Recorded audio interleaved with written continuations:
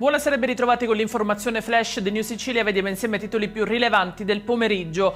In apertura l'emergenza idrica che sta mettendo in ginocchio l'agricoltura in Sicilia, in particolar modo l'Agrigentino. Siamo disperati, le nostre piante rischiano di morire. Queste le parole amare di Leonardo D'Angelo, a capo dell'Associazione Liberi Agricoltori di Ribera.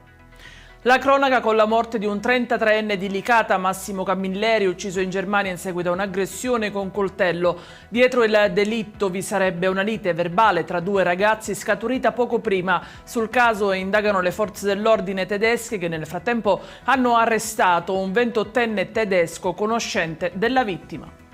Tragedia nelle acque di Canneto, a Lipari, dove un malore ha strappato la vita all'imprenditore Enzo D'Ambra. Era stato per un periodo al timone di Confindustria Sicilia, ma anche presidente della Pumex, editore di Teleisole e del notiziario delle Eolie. Sono ore di apprensione invece a San Piero Patti, nel Messinese, dove sono in corso le ricerche di un 71enne di Santa Lucia del Mela. L'uomo è scomparso nel pomeriggio di mercoledì scorso dopo essersi allontanato da casa con la propria auto.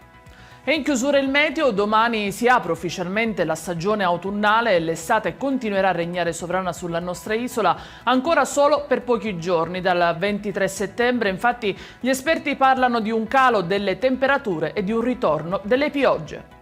Ed è tutto per questa edizione. Io vi ricordo come sempre che i dettagli su queste notizie e molte altre li trovate sul nostro sito www.newsicilia.it e sui nostri canali social. Grazie per averci seguito, buon weekend e a lunedì!